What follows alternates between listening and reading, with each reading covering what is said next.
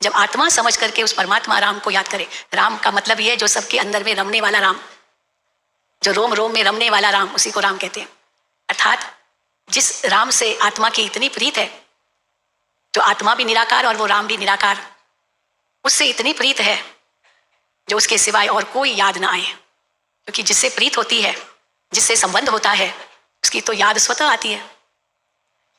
तो ये भी जो बाबा हम बच्चों को राजयोग सिखाते हैं, ये प्राचीन राजयोग है। गीता में इसके शब्द है स्पष्ट।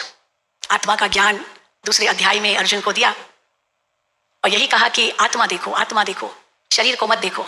आत्मा जो अजर अमर अविनाशी है, जो कभी जलती नहीं, कटती नहीं, सूखती नहीं, गीली होती नहीं, न बढ़ती न घटती, आत्मा वो है जो सदा थी, है और रहेगी। तो अपने को आत्मा निश्चय करो। और ये जो तुम्हारे सामने मामा, चाचा, काका है, गुरु गुसाई है, उनको भी आत्मा देखो और खुद को भी आत्मा समझो। और फिर जब भगवान ने कहा सर्वधर्मान परित्यज माम एकम शरणम व्रज, सब देह अदेह के धर्मों को त्याग कर मेरी शरण में आओ, उसमें भी देह अभिमान को तोड़ो। ये देह अभिमान ही सब विकारों की जड़ है। तुम देह नहीं हो, तुम एक आत्मा हो और तुम मेरी शरण में आओ। ये देह और देह के सब बातों को भूलो, मेरे से सर्व संबंध जोड़ो। तो ये बहुत बड़ा काम भगवान ने दिया। और फिर क्या कहा कि इस राजयोग से तुम्हें राजाओं का राजा बनाऊंगा, विश्व का मालिक बनोगे, स्वर्ग के अधिकारी बनोगे। तो इस राजयोग से इतनी बड़ी प्राप्ति है। तो ये राजयोग भारत का अति प्राचीन योग है। अपने आप को आत्मा समझ मुझे निरंतर याद करो, मेरी शरण में आओ। जिसकी शरण में जाते हैं माना उसको निरंतर याद करते हैं, जिससे ही तुम राजाओं के राजा बनोगे। तो क्या करो और उसे क्या प्राप्ति होगी, ये राजयोग बाबा ने सिखाया है। जो बाबा कहते हैं ये सबसे प्राचीन है, सबसे पुराने से पुराना है, लेकिन सबसे नए से भी नया है। बाबा ने उस दिन भी कहा नया ज्ञान है। नया ज्ञान किस हिसाब से? क्योंकि आत्मा को भी नहीं जानते तो परमात्मा को भी नहीं जानते लोग। चलो अगर कहे भी परमात्मा है, शिव भी माने, तो शिवलिंग देखते हैं, वो याद करते हैं। 12 ज्योतिर्लिंगम का बहुत गायन है, तो वो शिवलिंग ही याद रहता है। और बाबा कहते हैं मैं तो इतना बड़ा रूप तो हूँ ही नहीं, मैं तो एक बिंदी हूँ। तो रूप में मैं बिंदु हूँ और गुणों में सिंधु है। बाबा ज्ञान का सागर है। सागर को स्याही बनाओ, पेड़ों को कलम बनाओ, पृथ्वी को कागज बनाओ, और साक्षात शारदा देवी सरस्वती विद्या की देवी वो अगर लिखने बैठे ईश्वर का ज्ञान, तो पूरा न पड़े। इतना बेहद है ज्ञान भगवान के पास। और है क्या वो बिंदी, और आत्मा भी बिंदी। अब ये अति सूक्ष्म से भी सूक्ष्म, जो बाबा ने कल भी कहा, कल परसों, सूक्ष्म से सूक्ष्म है तो आत्मा है, सूक्ष्म से सूक्ष्म है तो परमात्मा है। और जितना ही सूक्ष्म है उतना ही उसकी गति सबसे तेज है। कोई रॉकेट कितना भी तेज गति वाला हो, लेकिन आत्मा और परमात्मा की गति से आगे नहीं जा सकती उसकी गति। तो जितना ही सूक्ष्म उतना ही तेज गति वाली। तो मैं आत्मा भी ऐसी ही हूँ, परमात्मा भी ऐसे ही है। तो अब तक हम क्या समझते आए थे? आत्मा चलो कहते भी थे, लेकिन क्या कहते थे? आत्मा मेरे अंदर है। कोई शरीर छोड़ता है तो कहते थे इनकी आत्मा निकल गई, हे प्रभु इनकी आत्मा को शांति देना। तब आत्मा की याद आती है। जब कोई शरीर छोड़ता है तब तक आत्मा याद नहीं है। तो चलो शरीर छोड़ता है तो भी उस समय आत्मा की याद आती है, ठीक है, लेकिन आत्मा फिर भी समझते तो नहीं है ना। जीवन काल में भी आत्मा समझ करके चले, आत्मा देखे, आत्मा से बात करे। आत्मा हूं, इस शरीर के भीतर एक चेतन सत्ता हूं, जो इन आंखों से देख रही हूं, वो मुख से बोल रही हूं, कानों से सुन रही हूं। और मैं आत्मा इस शरीर का मालिक हूं। मालिक बन के इंद्रियों से सेवा लो, ऑर्डर करो बाबा कहते हैं, और फिर मालिक बन के इनको कंट्रोल में रखो। ये आपके अधीन है, आप इनके मालिक हो। बाबा ने उस दिन भी अव्यक्त मूल्य में कहा आप इन इंद्रियों के राजा हो। आप ये कह नहीं सकते हो पता नहीं ये हाथ कैसे चल पड़ा, पता नहीं मैंने इस हाथ से थप्पड़ क्यों मारी, पता नहीं ये मुख से क्यों निकल गया। फिर कह देंगे मेरा भाव तो था नहीं। अब भाव नहीं था तो फिर निकल कैसे गया? जरूर मन में तो था ना ये सोच, तभी तो मुख से निकल गया, नहीं तो निकलता ही नहीं। मेरी भावना बहुत अच्छी थी, तो भाव और भावना अगर अच्छी है तो ये इंद्री ने धोखा कैसे दिया? इन आंखों ने धोखा कैसे दिया? मुख ने कैसे दिया? इन हाथों से कैसे दिया धोखा? कानों से सुन लिया, हाँ मेरे को सुनना नहीं था, फिर भी सुन लिया, कान वहां पर लग गए। इसका मतलब अपने को अभी तक आत्मा नहीं समझा है, अभी तक देह अभिमान में है। और फिर देह अभिमान में होने के कारण फिर कुछ ना कुछ गलत भी कर्म कर लेते हैं। चलो बाबा कहते हैं मोटे मोटे विकार नहीं होंगे, काम क्रोध लोभ मोह अहंकार जो मोटे मोटे विकार हैं वो न भी हो, गुस्सा न भी आए, अब शब्द न भी बोले लेकिन नाराज भी हो जाए, थोड़ा चिड़चिड़ापन आ जाए, थोड़ा मूड ऑफ हो जाए, ये उसका क्रोध का ही सूक्ष्म रूप है। तो वो भी तो कंट्रोल नहीं कर पाए ना अपनी भावनाओं को, फीलिंग्स को। आज भी बाबा ने कहा कि नाराज अगर होते हैं माना ड्रामा के राज को अभी तक समझा नहीं है। जो राज को समझता है वो कभी नाराज नहीं होता है। उसको पता है ड्रामा के अंदर यही ऐसा ही पार्ट था, तो नाराज क्यों होगा? नाराज तो तब हो जब उसने जो कहा वो अभिमानवश कहा और दूसरे ने नहीं किया तो नाराज हुआ। क्यों नहीं किया? पर उस समय उसका वही पार्ट था, और उसका जो पार्ट था वो तो वही बजाएगा ना। अभी रावण का पार्ट है गुस्सा करना, क्रोध करना, चिल्लाना, और फिर हम कहें कि ये रावण ऐसा क्यों करता है, ये उसका पार्ट है। जब रामायण फिल्म चल रही थी, रामायण का सीरियल चलता था, तो जिसने रावण का पार्ट बजाया अरविंद त्रिवेदी उसका नाम था, अभी शरीर छोड़ा कुछ समय पहले, गुजरात का ही था ना। तो वो उसको माउंट आबू लेकर के आए थे अरविंद त्रिवेदी जी को, और बहुत अच्छा व्यक्ति, शिव का भक्त, बड़ा धार्मिक विचारों वाला, लेकिन उसको रावण का पार्ट दिया गया और बहुत खूबी से उसने वो रावण का पार्ट बजाया। तो जब उससे पूछा गया कि आपने रावण का पार्ट बजाया तो उसके बाद रामायण का जो सीरियल चला उसके बाद आपके जीवन में क्या परिवर्तन आया, तो कहा कि मैं तो बहुत अच्छा इंसान हूँ, भगत हूँ, राम का ही भक्त है वो, श्री राम का ही भक्त था, मेरे जीवन में कोई परिवर्तन नहीं आई, तो केवल मैंने पार्ट बजाया। तो कहा फिर भी कुछ तो आया होगा परिवर्तन, कैसा पार्ट बजाया? रावण का कोई कम पार्ट था क्या? कितना डरावना कई बार। तो कहा कि फितरत सोच के बोला कि मेरे जीवन में तो कोई परिवर्तन नहीं आया, बस ये तो केवल मैंने पार्ट बजाया, ड्रामा पूरा हुआ, वो पूरा हुआ, शूटिंग खत्म, फिर मैं बिल्कुल नॉर्मल, वो तो केवल दिखावा था। फिर भी जब उससे बार बार पूछा तो सोच के बोला, उसने कहा मेरे जीवन में तो कोई परिवर्तन नहीं आया, मैं तो बहुत शांत स्वभाव का हूँ, बहुत भक्ति वाला हूँ, लेकिन मेरे बच्चों में बहुत परिवर्तन आ गया। तो कहा आपके बच्चों में कैसे परिवर्तन आया? तो बोला उनको बहुत गुस्सा आने लगा है, क्योंकि लोग उनको चिढ़ाते हैं, चल रावण का बेटा, चल रावण का बच्चा, चिढ़ाते हैं। तो रावण का बच्चा किसी को कहो तो ये कितनी बड़ी गाली है ना जैसे। तो कहा मेरे बच्चे मुझे कहते हैं पिताजी आपने ऐसा पार्ट बजाया ही क्यों, जो रावण का पार्ट था। तो देखो बाबा भी क्या कहते हैं, उस समय अगर हम ये सोचें कि ये तो अपना पार्ट बजा रहा है ना, तो इसमें नाराज होने की क्या बात है, ये अपना पार्ट बजा रहा है। कल एक माता मुझे कह रही थी कि मेरा जो युगल है ना वो ज्ञान में नहीं चलता है, और मेरे को कहता है कि आप तो इतना ज्ञान में चली हो तो आपके जीवन में तो कोई परिवर्तन ही नहीं आया, क्योंकि वो चाहती मेरा पति चले ज्ञान में, पति चले ज्ञान में, पर वो नहीं आता है, नहीं चलता है, सहयोग पूरा देता है। तो कहता है, वो कहता मेरा पति हमेशा कहता है कि तुम मुस्कुराती रहो, जैसे कहते हैं मुस्कुराती रहो, पर जब मुझे पूरा गुस्सा आता है तो मुस्कुराना कहाँ होता है। तो मैंने कहा अरे वो तो आपको अच्छी बात कहता है, तो सदा मुस्कुराओ, पर वो कितना गुस्सा करता है फिर वो कहे। तो मैंने कहा वो गुस्सा करे, आप मुस्कुराओ, कर सकती हो ना, वो भले गुस्सा करे, आपको कहता है मुस्कुराओ तो करो ना, मुस्कुराना कौन सा इसमें आपको खर्चा लगता है, आप मुस्कुराओ। तो कहता है ऐसे नहीं करो, ऐसे करो, मुँह ऐसे करो। तो मैं कहा ऐसे ही करो, वो तो अच्छी बात कह रहा है आपको, कुछ चाहे कोई कैसे भी कुछ कहे, कुछ भी कहे, आप मुस्कुरा दो। तो मुस्कुराना मुश्किल लगता है क्या? वो भले आपको गुस्सा करे, डांटे, गाली दे, कुछ भी करे, आप मुस्कुरा दो, कहते हैं ना।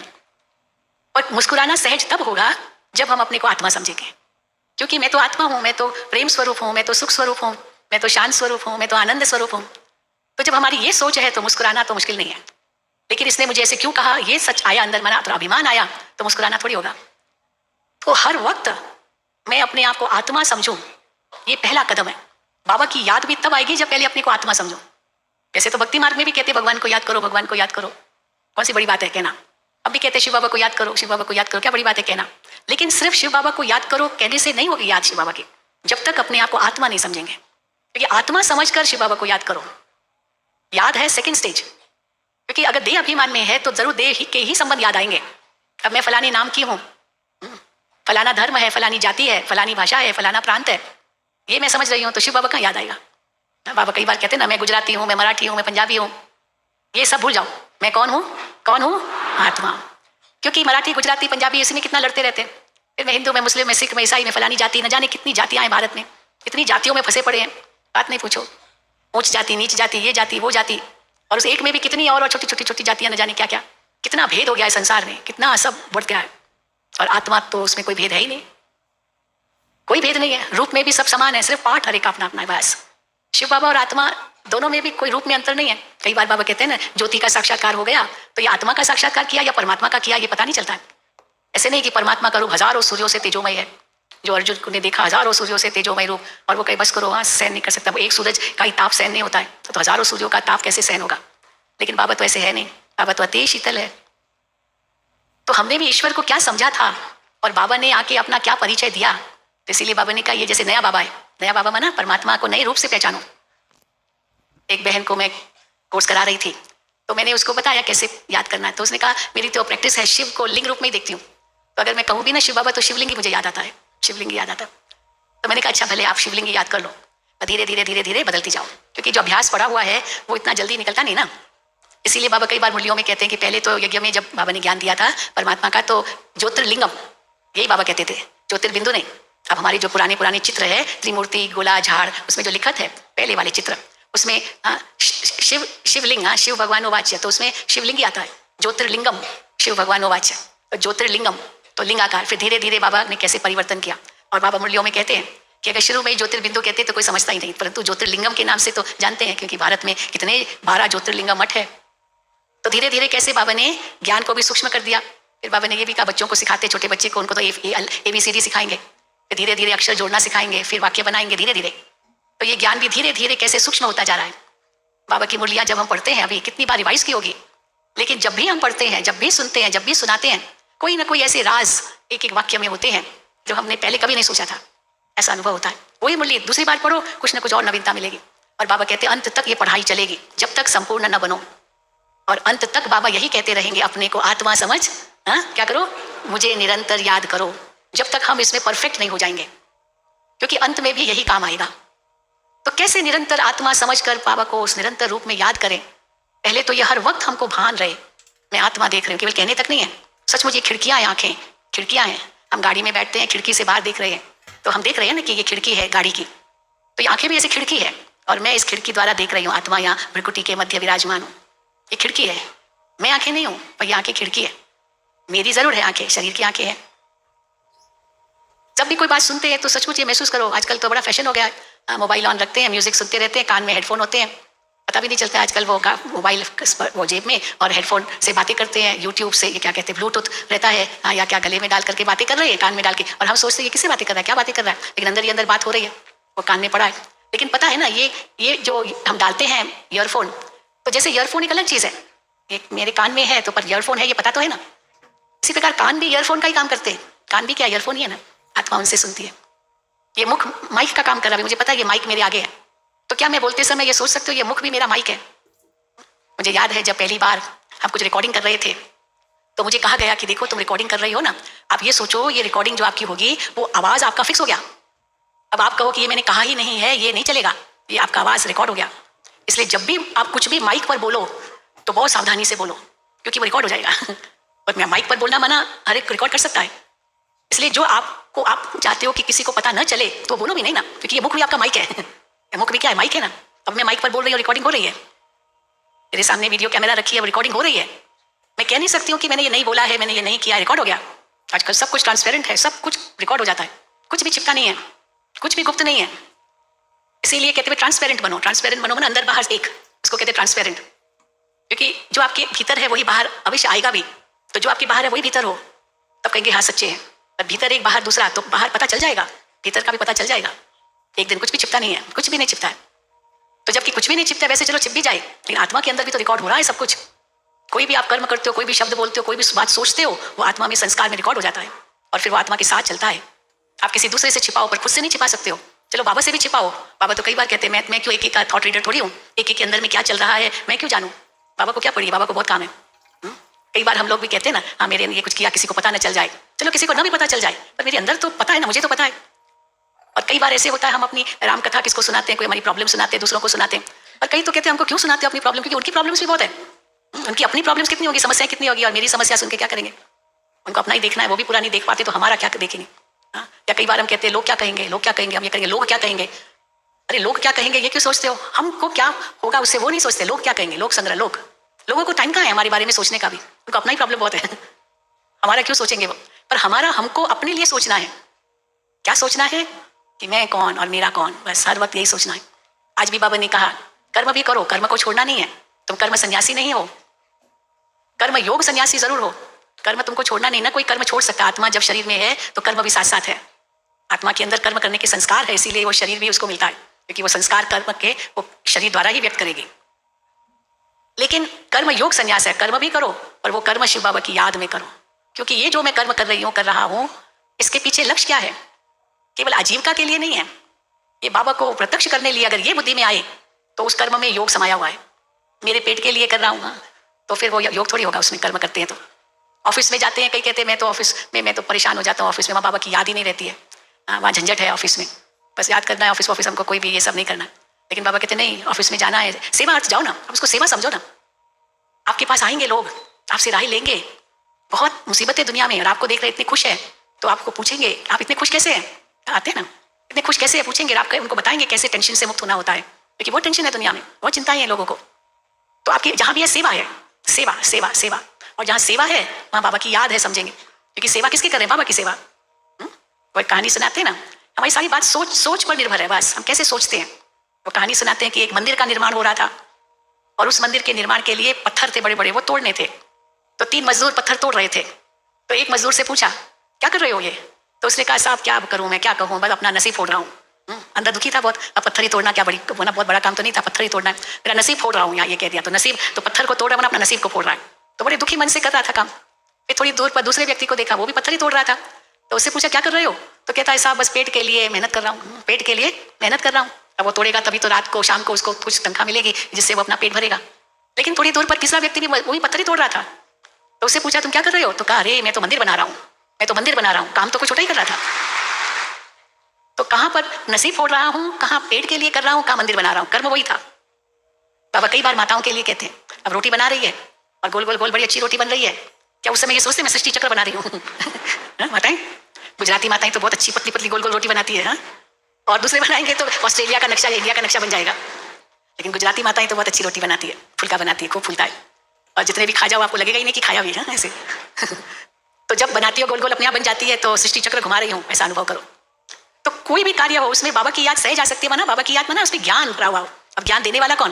तो बाबा ही है ना। किसने हमको इतना ज्ञान दिया? पहले था क्या ज्ञान? पहले था क्या किसी को पता कि हम लक्ष्मी नारायण भी बन सकते हैं? कुछ भी नहीं, कभी सोचा भी नहीं होगा, स्वप्न में भी कभी नहीं आया होगा कि हम लक्ष्मी नारायण बन सकते हैं, हम विश्व के मालिक बन सकते हैं, हम स्वर्ग के अधिकारी बन सकते हैं, हम भगवान से डायरेक्ट पढ़ सकते हैं। अभी तो हम नशे से कहते हैं ना, हमारा टीचर कौन है? कौन है हमारा टीचर?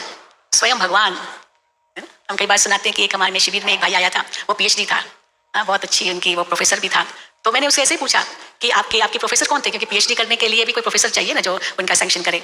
तो उसने बड़े नशे से कहा, मेरा जो प्रोफेसर था वो सर्वपल्ली राधाकृष्णन था, जो भारत का राष्ट्रपति बना, और बहुत लर्निड था, बहुत बड़ा विद्वान था भारत का वो राष्ट्रपति। तो सर्वपल्ली राधाकृष्णन तो प्रोफेसर, अपना मेरा टीचर, इतना बड़ा व्यक्ति था, उसका नशा उसको इतना था, जो बात मत पूछो। तो हम भी किसके स्टूडेंट हैं? नशा चढ़ाओ वहाँ, किसके स्टूडेंट हैं? स्वयं भगवान के, शिव बाबा के। हमारा बाप कितना ऊंचा है? किसी का पिता बहुत बड़ा आदमी होता है, उसके पिता को इतना अभिमान नहीं होगा, लेकिन पिता से ज्यादा बच्चे को अभिमान होगा, मेरा बाप फलाना है।